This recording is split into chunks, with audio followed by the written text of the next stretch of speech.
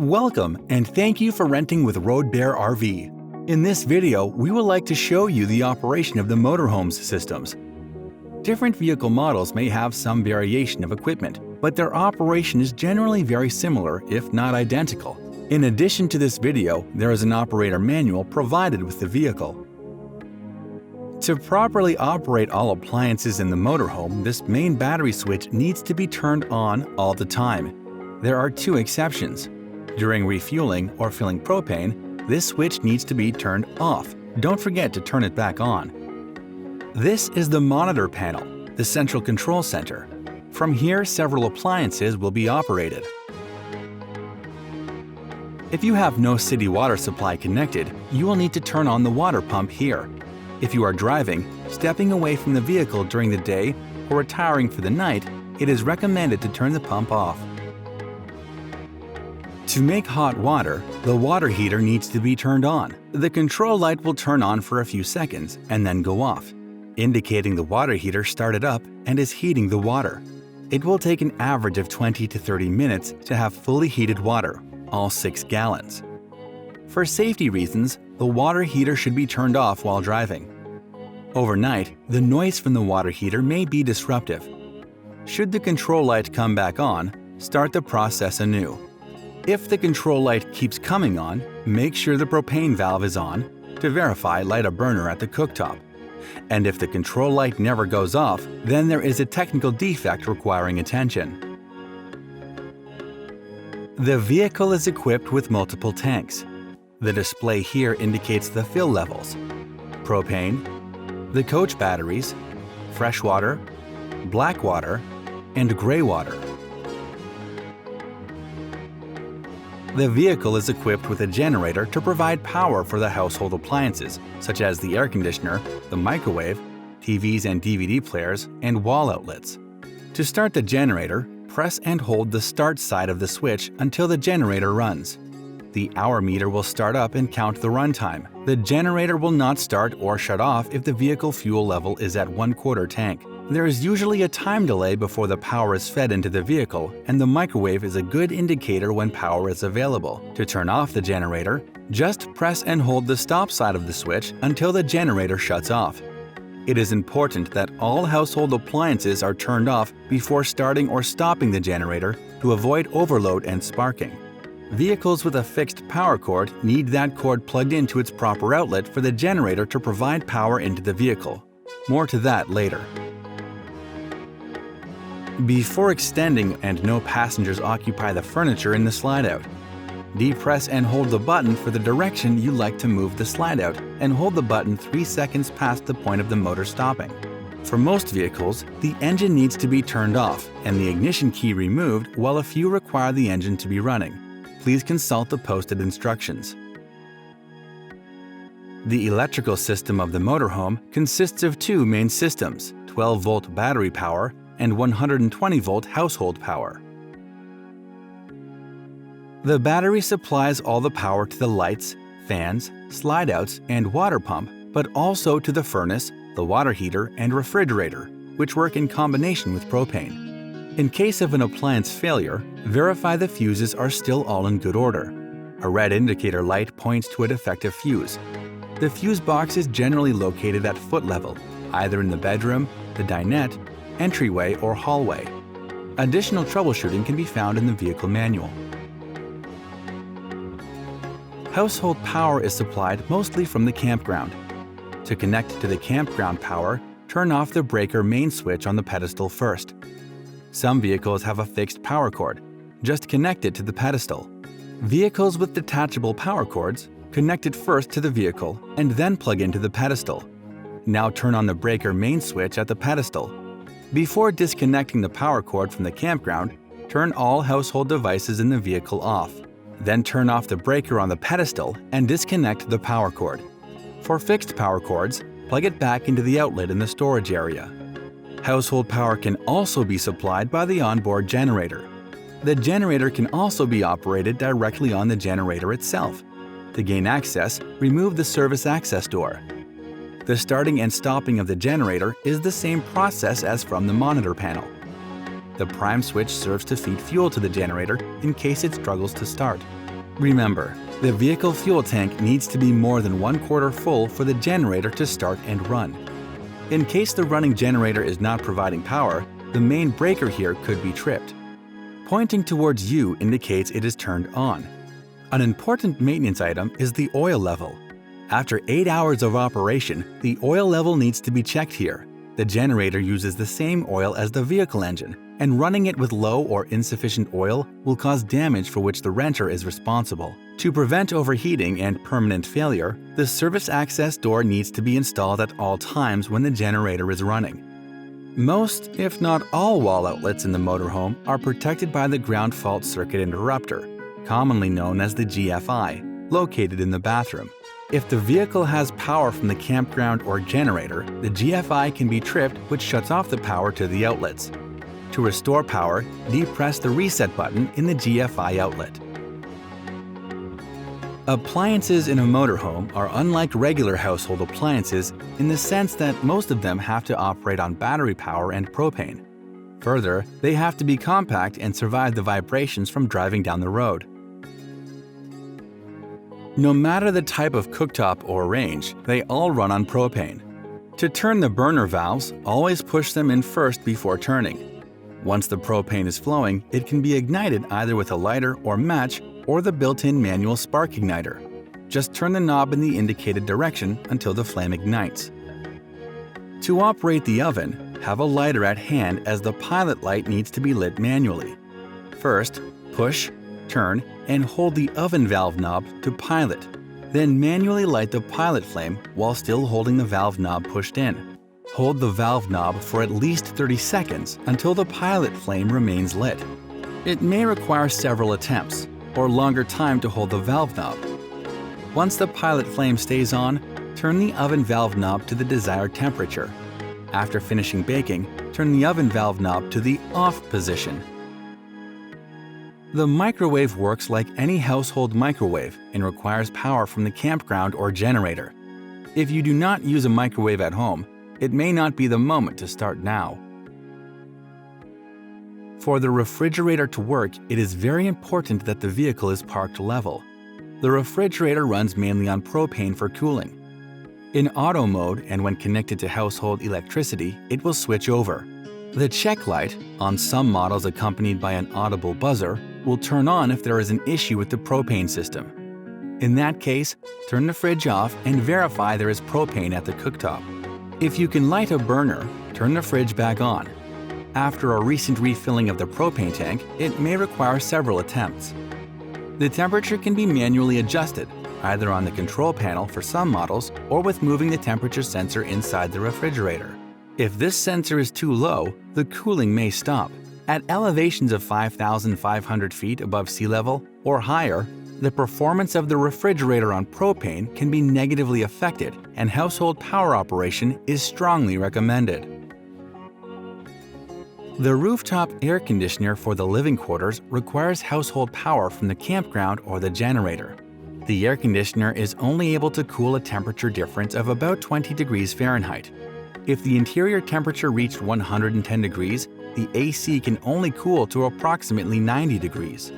Over time, the interior air will cool down further, but it may take several hours. To prevent the AC from overloading the power supply, start out with a higher thermostat setting such as 80 degrees and lower it over a period of time instead of selecting the lowest setting right away. To aid in the cooling, it is recommended to keep all windows and roof vents closed, the shades or curtains drawn closed, and the entry door opened only briefly to get in and out. To speed up the cooling process, it is recommended to close all ceiling vent outlets, to close off the bed and bathroom and the cockpit as well as the cab over area while opening the quick cool vent directly below the air conditioner. The furnace is being operated exclusively from the wall thermostat. On some models, it requires a switch to turn the furnace on and a lever to select the temperature. On others, the mode and temperature need to be selected by tapping buttons. When selecting the furnace, the fan settings have to be set to auto or the air conditioner blower will interfere with the furnace. Elevations of 5,500 feet above sea level or higher can negatively influence the performance of the furnace or prevent it from heating altogether. The water system of a motorhome requires special attention due to limited capacity of fresh water and sewage and the only temporary connections to the city services. For hot water, turn on the water heater when arriving at the campground. If you are not connected to city water, use the water pump. If you have a portable water supply at your campsite, you can connect the fresh water hose directly to the vehicle's city water connection and skip the freshwater tank and water pump. The maximum pressure should not exceed 45 psi or use a pressure regulator. On some vehicles, a valve handle has to be turned for city water operation. To refill the fresh water tank, use only potable water. Either insert the hose end into the filler opening until the water overflows to the vent opening, or, if equipped, connect the hose to the tank fill connection until water overflows to the ground underneath the vehicle. The shower head contains a shutoff valve to save water during lathering. Before using the toilet the first time on an empty tank, add the toilet chemical and flush generously for about 20 seconds to prevent odors and dissolve the waste matter. To flush, step carefully on the foot pedal. Halfway down adds water to the bowl. Further down opens the valve to flush. Be sparingly with toilet paper to avoid clogs and flush generously after each use. To empty the wastewater tanks, connect the sewer hose first to the drain opening at the campsite by screwing the funnel-like adapter into the drain pipe. Some older campgrounds or dump stations may not have a threaded pipe. Find something to weigh down the hose end. Then connect the sewer hose to the vehicle's drain pipe in place of the sewer cap. Please ensure the sewer hose is fully locked into place to avoid spillage.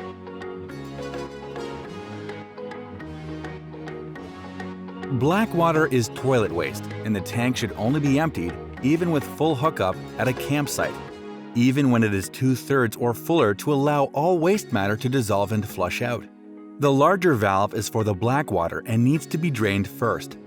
Pull out the handle all the way. Some vehicles are equipped with 2 separate black water valves. Both need to be opened to drain the tank. Important: close both valves after the tank has drained. To assist in cleaning out the sewer hose, it is recommended to have at least a half-full gray water tank. Gray water is from the sinks and showers. In combination with full hookup, fresh water and sewer, it may be advantageous to leave this valve open to avoid an overflowing shower. Some vehicles are equipped with 2 separate gray water tanks and valves. Each needs to be opened to drain both tanks. Important: close both valves after the tanks have drained. To assist in cleaning out the sewer hose, it is recommended to have at least 1 half-full gray water tank. After all waste tanks have been drained, the sewer hose should be rinsed out with clean water.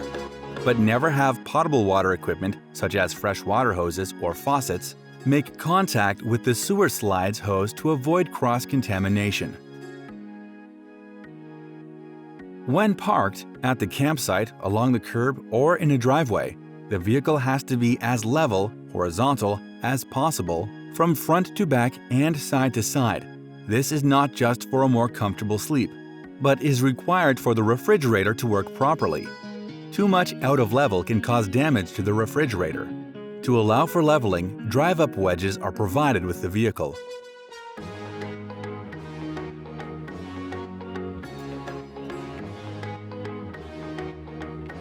Before extending any of the vehicle's slide-out, walk the outside of the vehicle to ensure sufficient space is available. The awning can provide shade while enjoying the outdoors.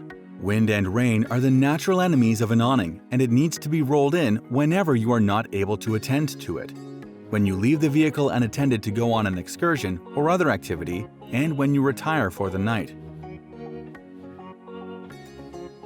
TVs operate as any modern household TV. Even the menu is similar, if not identical. The key difference is that the channel settings have to be done at every new location. If you changed campgrounds, you have to do a new channel reach.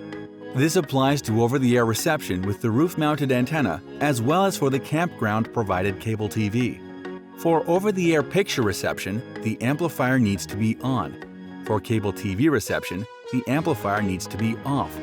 DVD player input source at the TV is usually AV or HDMI. All vehicles are equipped with multiple beds, of which some have to be first set up. Roll over the insert panel, mount ladder, and for small children, secure the safety net. Unlock the switch and lower the bed until it stops. Mount ladder, and for small children, secure the safety net. Pull the seat portion up and out until it lays flat. On dinettes with table legs, lift the tabletop and remove the legs. Insert the top between benches and rearrange cushions. Fold over flip section after slide-out was extended. The motorhome is equipped with a propane tank to operate the cooktop, water heater, furnace, and the refrigerator, if not connected to household electricity. As a safety feature, a propane alarm is installed in every motorhome somewhere along the floor. Should the alarm go off and the indicator light be red, exit the vehicle immediately without touching any electrical switches. Turn off the main valve at the tank and wait a few minutes before re-entering the vehicle to open a few windows for ventilation. Turn off the main battery disconnect switch by the entry door and verify the cooktop valves are all turned off. To assist the resetting, blow into the propane alarm opening. With the main battery switch still off and the windows still open, reopen the main valve on the propane tank and re-enter the vehicle to determine if propane is still detectable. If no propane can be smelled, manually turn off the refrigerator, the water heater, and the furnace. Turn the battery back on and start the refrigerator first. Observe if any propane can be detected. If yes, turn it off and close the propane tank again. If not, turn on the furnace and observe if any propane can be detected. If yes, turn it off and close the propane tank again. If propane could be smelled in any of these tests, close the main valve on the propane tank and find a professional repair shop for repairs.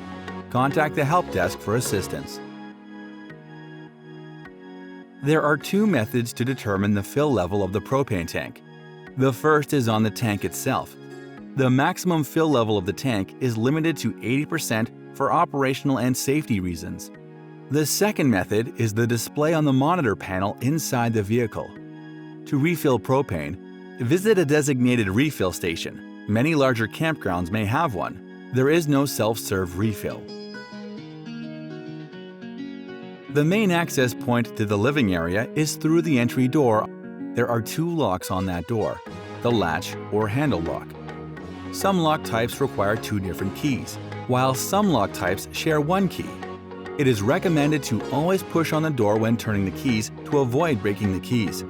To prevent injury, always hook in the door if equipped or keep it closed. The built-in door holder strut is no guarantee to keep the door open in strong winds. To access the exterior storage areas, unlock the doors by pressing against the door with the knee while turning the key. Same when locking.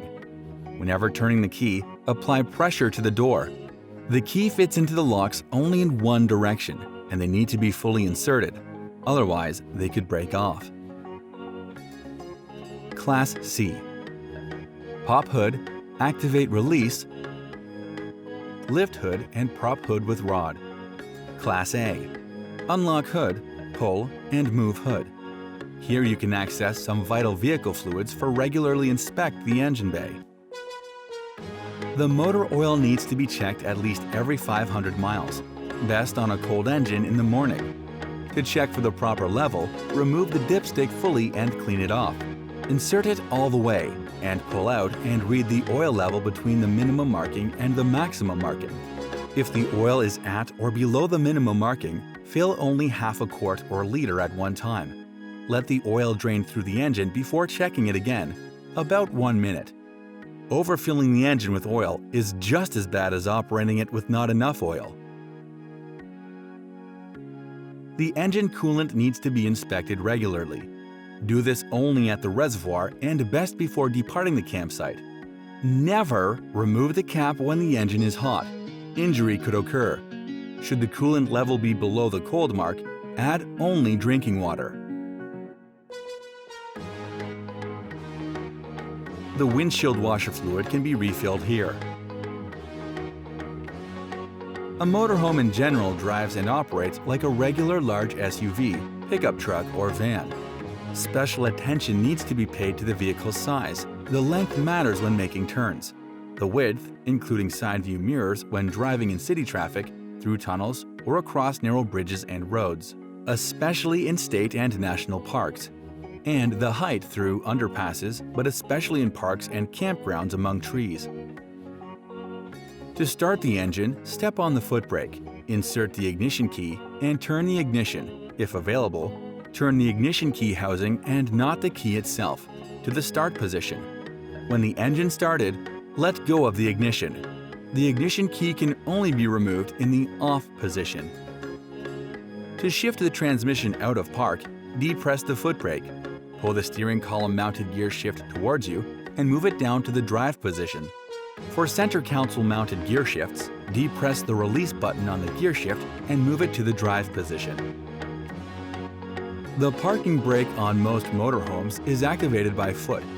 It is strongly recommended to come to a complete stop first, then apply the parking brake before shifting into park and then turning off the engine. To release the parking brake, step on the foot brake first and pull on the release handle above the parking brake pedal.